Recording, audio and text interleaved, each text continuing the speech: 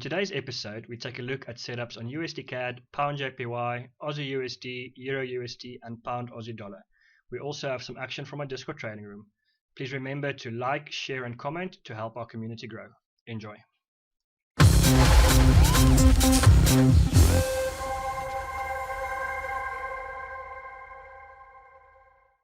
Alright, I want to look at USDCAD, and this was a chart submitted by Andile about a month ago.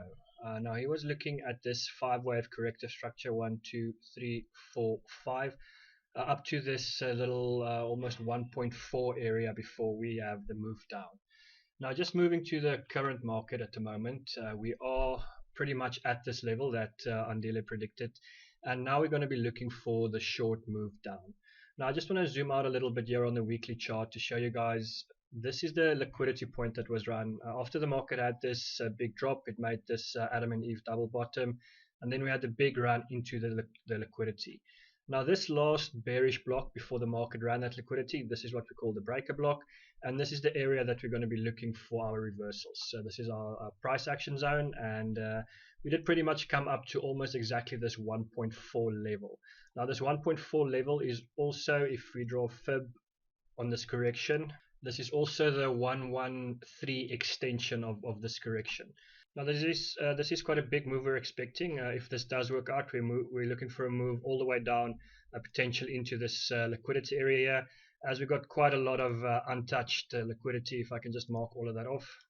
So all these areas of liquidity needs to be filled, and that is about, what is this, 2000 pip move to the downside. Just moving down to the 4-hour time frame quickly.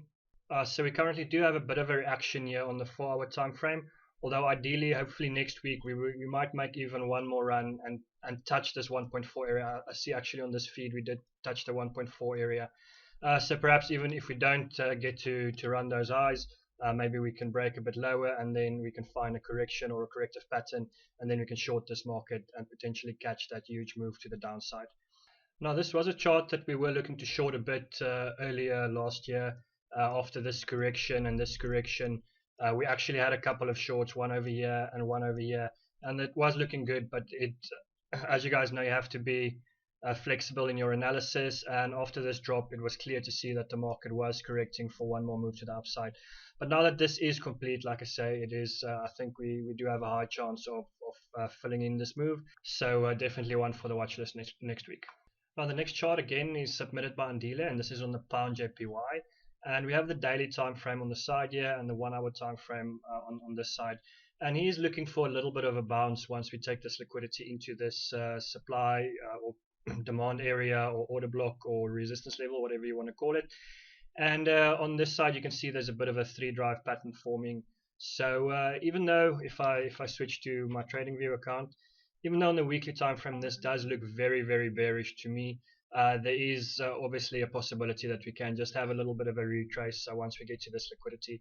I remember that the Bank of England did cut interest rates twice, or by 50 basis points, so that's still going to be playing out, and ultimately I think we're going to end up taking these lows.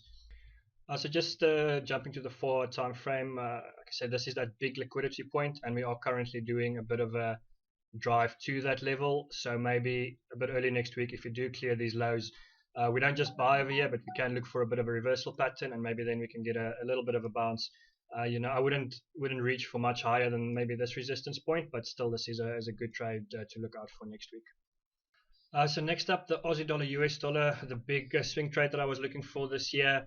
It's been a very disappointing one, this one. We had a nice little position on this before it started crashing down. This whole corona thing maybe put a bit of a spanner in the works. So we did mention that ultimately that the market was reaching for this liquidity, but we did think that, or I personally thought that it would make a correction before coming down, but now it looks like it is heading there in a straight line. Now this is going to be a huge level of liquidity, the 0.6 level, so I'll put some alerts on there, and if we do make it to this level next week, this is where we should find at least a bit of a bounce. And ultimately, if things do improve, if there's any sort of headlines, that there's no new coronavirus infections in China, any positive news, this thing will turn around quite quickly. and then ultimately I think a bounce again still to these highs is not going to be out of the question. But for now, this long is I've scratched this long for now, and now I've got my alert on the 0.6 level, and like I say, at the speed it's going, we should get there maybe even next week. In an ideal scenario, maybe we do have a bit of a consolidation. Maybe it looks like it bounces, and then we have one more run to take out this liquidity. That would be a very, very good sign for me that a bullish move is coming.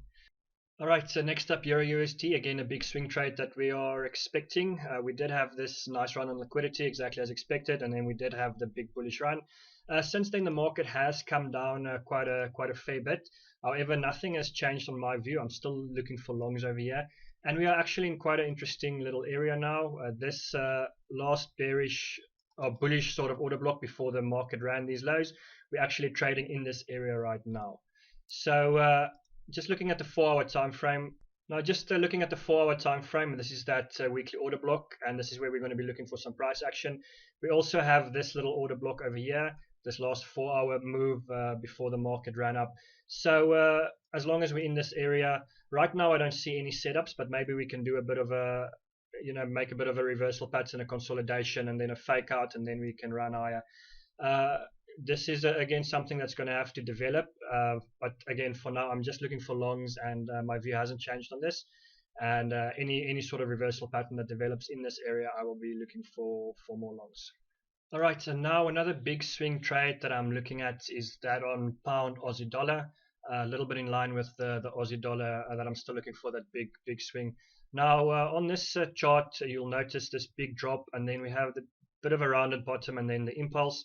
The market came down, and since then it's been grinding up, and this is a pattern that I like to call the reach around, where it sort of slowly grinds, never takes liquidity, and it just keeps on going higher, till eventually it reaches for a point of liquidity. Now, it could be reaching for this point up here, but I don't think that this is going to be the case. This was the point that we were looking for, and we had quite a nice reaction after that.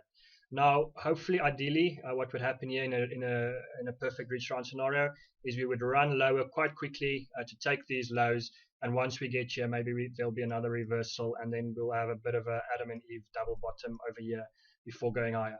But this is way more in the future. But for now, this reach around pattern looks quite good to me, and let's see on the lower time frames what's happening over there. Now, because we had this big spike, this becomes a little bit tricky to trade. But on the 4-hour, we did again come up, and we took this liquidity up here, and since then we've had quite a nice reaction. So any sort of corrective pattern that we find next week in this area, I will look to get short this market and hopefully run it for those lows.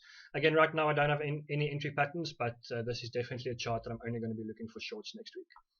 Alright, that's it from me, guys. I'll see you all in the trading room. Cheers.